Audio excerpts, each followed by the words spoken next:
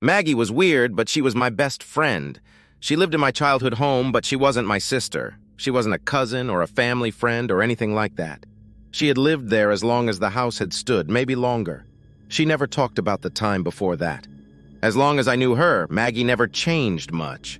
Her age was fluid, but not in the way that everyone's is. She was a bit older than me when giving me advice and a bit younger when getting on my nerves. Her long black hair hung loosely in the space around her head, as if she was always underwater. I never heard her footsteps or watched her walk anywhere. She was simply where she needed to be at all times. When she was cold, her teeth chattered in a way that made my hairs stand on end. She was always cold. The more I learned about the world, the more I noticed things that reminded me of Maggie and helped me make sense of her. Have you ever petted a lizard or a snake? Rub it from head to tail and it's incredibly smooth. Go the other way, against the grain of the scales, and it's rough, bumpy, and just feels wrong. That's what Maggie's voice sounded like going against the grain, like a voice played in reverse. Maggie didn't have a right hand, not like an amputee or someone with a birth defect. If you looked at her shoulder and traced the length of her arm with your eyes, you'd see that it gets smaller and smaller but never really goes away. If I looked where her right hand should be, I'd feel sick to my stomach. I remember taking calculus in high school, learning about asymptotes that approach zero but never really reach it. That's what her arm was like. Infinite but practically non-existent, always approaching nothingness. I know what you're thinking. I had an imaginary friend. Occam's razor, right? The simplest explanation is usually the correct one. Usually. Maggie was made entirely of impossibilities, and of course no one else ever saw her. On the rare occasions that a friend from school would come over to play, Maggie stayed hidden. My parents would get uneasy when I'd talk about her. "You're creeping us out," they would say. "Please, just stop." I learned not to talk about her to anyone else. How did I know that Maggie was real? To put it simply, I had to. Maggie was my only true friend. She was my anchor to this world and almost all of my childhood memories. If she wasn't real, then real was meaningless to me. When my parents would fight, I would crawl under my bed with a flashlight. I found myself under my bed often. Maggie was always there. I would absent-mindedly peel paint chips off the baseboard and ramble on about the difficulties of my cozy middle-class upbringing while Maggie would draw. Her drawings weren't good, at least not in the traditional sense, but they made me feel something. Isn't that what art is all about? When she was finished with a drawing, Maggie would present it to me with a shy but prideful smile across her face. I would lift the loose floorboard under my bed and stuff it underneath. I amassed quite a collection throughout the years. On really bad days, I would look through them and smile. Pictures of me and Maggie playing in the basement, hiding under the bed, eating popcorn on the couch. I wasn't much of an artist, but one day I decided to make a drawing for Maggie. I spent what felt like hours on it. It was my masterpiece. When I handed it to her, she took one look and frowned. "What is this?" she asked without making a sound. "Me and you on the Great Wall of China." I had often dreamt about traveling the world with Maggie.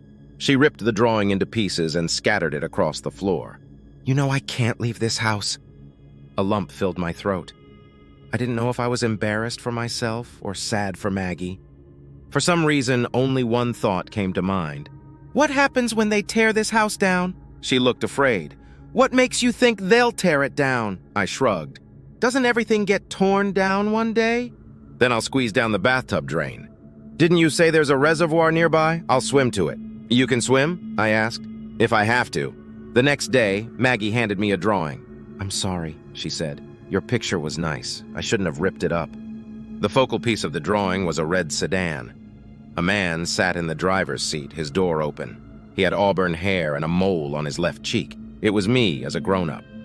Outside of the car was Maggie, her hair scattered and flowing, even in the drawing. We were waving to each other. I gestured to the blue background that surrounded the car in all directions. "Are we in heaven?" I asked. "We could be." From that day forward, I couldn't take a bath without thinking of Maggie being sucked into the drain.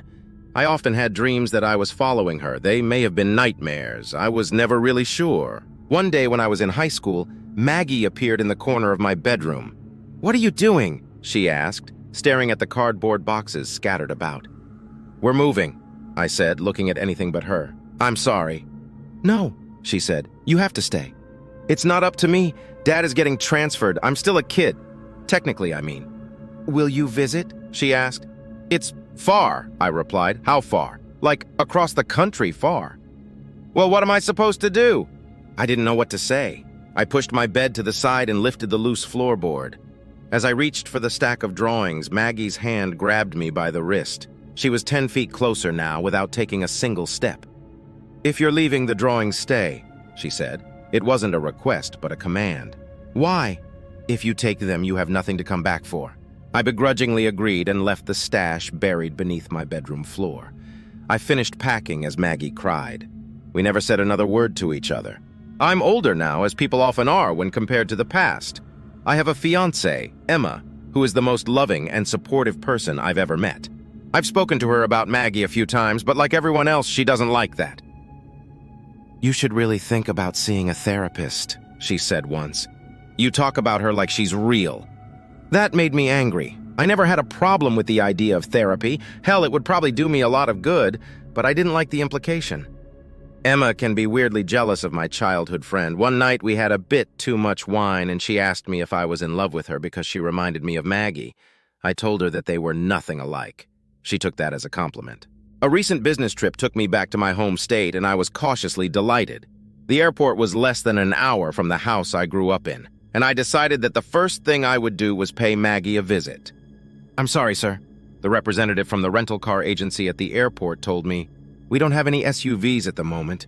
He led me to a red Hyundai Elantra and I laughed, thinking back to Maggie's drawing. "Would you prefer I find you something else?" "No," I said, still grinning. "This is perfect." The nighttime drive back to my hometown was uneventful but brimming with nostalgia. A quiet country highway weaved through the forest where my father would take me camping, past my favorite barbecue restaurant and across the reservoir where we often spent our summer afternoons. My heart sank as I entered my neighborhood. House after house had been demolished, their lots occupied by piles of dirt and skeletons of soon-to-be McMansions. I breathed a sigh of relief when I arrived at my former residence to see the house still standing. Caution tape surrounded the property. A backhoe was parked in the driveway. I didn't have much time left. I was surprised to find the door unlocked, but when I entered, I saw that there was nothing left worth securing. The rooms were empty. Even the carpets had been ripped up. I immediately called out to Maggie to no response. I started in the basement where we would often sit, and I would tell her about what it was like to go to school, to go anywhere but here. I saw nothing but concrete walls, devoid of the posters that used to hang there and advertise my favorite bands and video games.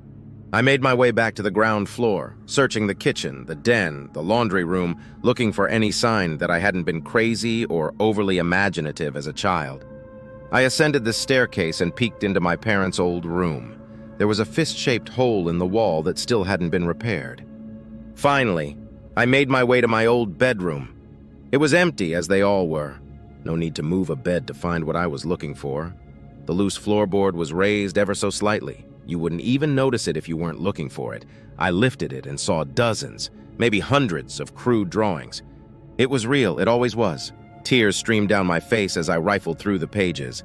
Me and Maggie looking out my bedroom window into the forest behind our house. Me and Maggie playing checkers on the living room floor. After a few minutes of reminiscence, I stuffed the papers in my briefcase and hastily made my way back to the rental car. The last thing my fiancé needed to hear was that I had been arrested for trespassing while searching for my imaginary friend. I got in the car and sped out of the neighborhood, making my way to my hotel in the neighboring county. As I was crossing the reservoir once again, I saw a figure ahead of me on the bridge. Long, black hair dispersed gently throughout the air around her. She was too close for me to stop. I awoke in a strange room, blinded by a white light overhead. A raven-haired figure stood above me, calling out to me in a familiar voice. "Baby, are you awake?" The voice was smooth, head to tail, a normal human being. I was disoriented and disappointed all at once. "Nurse!" Emma called. "Can we get a nurse? He's awake!" She stroked my hair. "Oh my God, baby, I thought I lost you." A nurse rushed in and immediately began asking me questions. She asked me my name and who the current president was. Did she not know that herself? "What happened?" I finally asked. "You were driving on the bridge that crosses Lockley Reservoir and you crashed. Your car went in the water," Emma said. She was clearly still amazed that I was conscious. "My briefcase?" I asked. All I could care about was the proof that Maggie was real, that I wasn't crazy.